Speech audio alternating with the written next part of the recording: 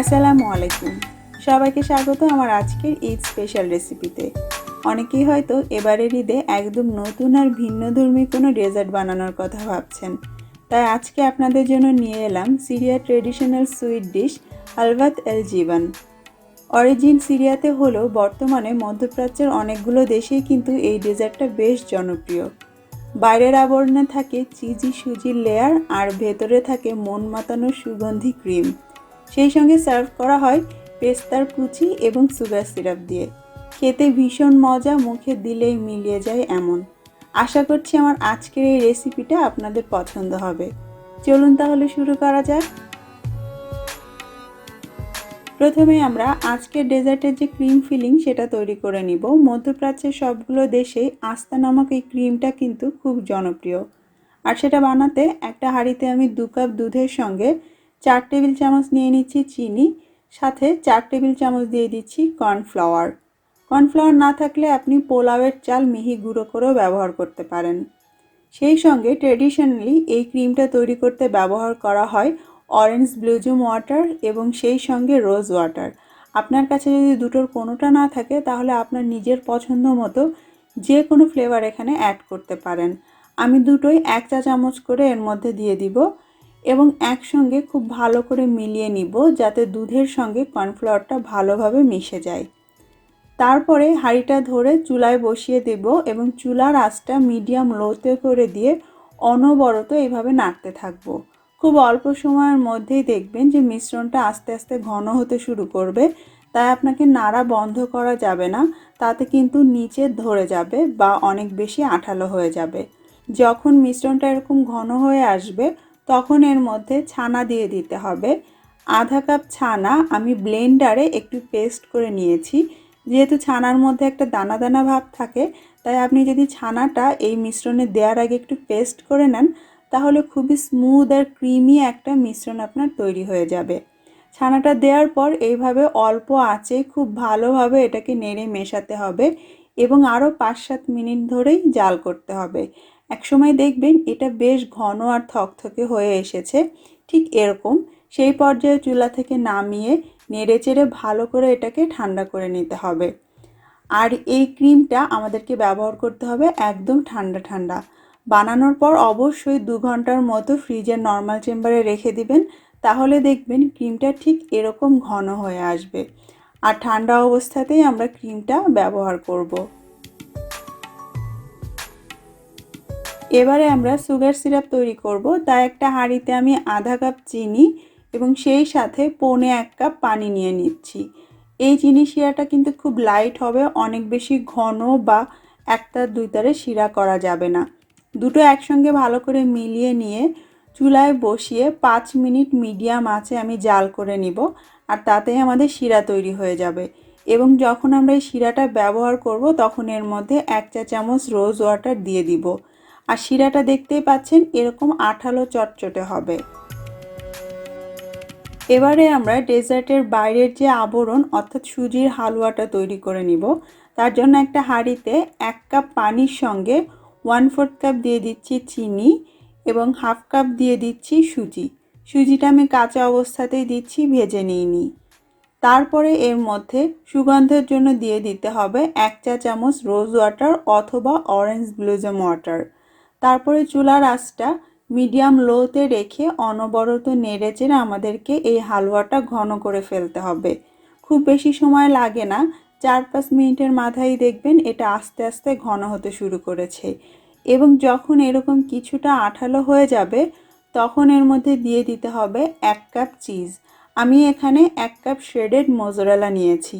আমি জানি অনেকেই জানতে চাইবেন যে চিজ ছাড়া এই ডেজার্ট বানানো যাবে কিনা। দেখুন, আজকে যে রেসিপিটা আমি শেয়ার করছি সেটা ট্রেডিশনাল হালওয়াত এল জীবনের রেসিপি। সো আপনাকে যদি অরিজিনাল রেসিপিটা বানাতে হয় তাহলে চিজ দিতে হবে। তবুও যদি চিজ না দিতে চান তাহলে দেশি স্টাইলে সুজির হালুয়াও আপনি বানিয়ে নিতে পারেন। সেক্ষেত্রে 1 কাপ পানির সঙ্গে 1 কাপ সুজি মেলাবেন এবং আঠালো একটা ডোয়ের মতো করে নেড়ে মিশিয়ে নিতে হবে। তো চিজটা দেওয়ার পরে যখন চিজ গলে এরকম একটা আঠালো ডোয়ের মতো হয়ে যাবে তখন বুঝবেন রেডি হয়ে গিয়েছে। এই যে দেখতেই পাচ্ছেন এরকম স্ট্রেচি একটা ডোয়ের মতো হবে। আর খেয়াল রাখতে হবে ভুলেও যেন তলায় ধরে না যায়। আমাদের ডোটা কিন্তু তৈরি হয়ে গিয়েছে। এখন আমি চুলা থেকে এটা নামিয়ে নিব।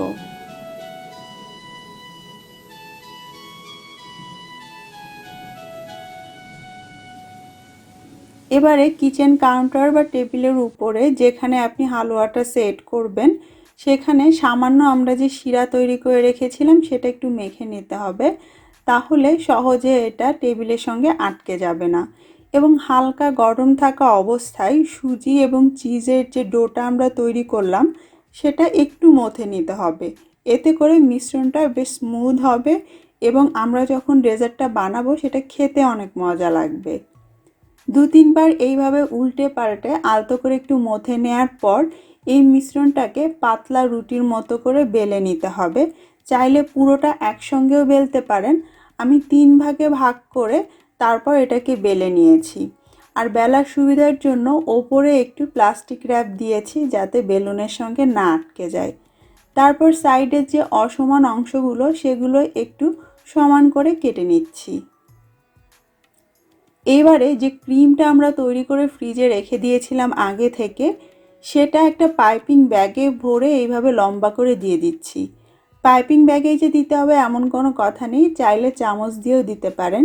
পাইপিং ব্যাগ দিয়ে দিলে একটু সমান হবে এই যা। তারপরে এক পাশ থেকে পাটিসাপটার মতো ঠিক এইভাবে একটু মুড়ে নিতে হবে। এটা কিন্তু অনেকটাই আমাদের পাটিসাপটা পিঠার মতো। সো আপনি চাইলে নিজের মতো করে সুজির হালুয়া এবং ভিতরের খিরসা বানিয়েও এইভাবে করে রোল করে নিতে পারেন। তারপর সাইডটা কেটে নিতে হবে এবং বাকি অংশে একইভাবে ক্রিম ফিলিং দিয়ে মুড়ে নিতে হবে। সম্পূর্ণটুকুন ডো এবং ক্রিম দিয়ে এইভাবে আমরা রোল তৈরি করে নিব। আর রোল করার সঙ্গে সঙ্গে আপনি চাইলে কিন্তু এটাকে কেটে নিতে পারেন, কোনো সমস্যা নেই। কিন্তু যেহেতু দুটোই অনেক সফট থাকে তো কাঁটাগুলো অনেক সুন্দর হয় না। এই জন্য আমি যেটা করেছি এইভাবে রোল করে নিয়ে তারপর রোলগুলোকে আধা ঘন্টার জন্য ডিপ ফ্রিজে রেখে দিয়েছি। তাতে রোলগুলো বেশ শক্ত হয়ে যাবে এবং কাটতে খুব সুবিধা হবে। তবে এটা একেবারেই অপশনাল। আধা ঘন্টা পর রোলগুলো যখন বেশ কিছুটা সেট হয়ে যাবে তখন ফ্রিজ থেকে বের করে নিয়ে এবারে পছন্দ মতো শেপ ও সাইজে কেটে নিতে হবে। আমি রোলগুলোকে 2 আঙুল সমান পরিমাণ লম্বা করে কেটে নিচ্ছি। আপনি চাইলে কিন্তু একটু বাঁকা বাঁকা করেও কাটতে পারেন, যেভাবে আপনার খুশি। আর এই যে দেখুন, আধা ঘন্টা ডিপ ফ্রিজে রেখে একটু সেট করে নিয়ে তারপরে কাটার জন্য কত সুন্দর করে এটাকে কাটা গিয়েছে।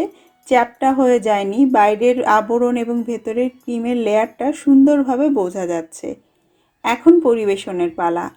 আর এই ডেজার্টটা পরিবেশন করারও কিন্তু একটা নিয়ম আছে।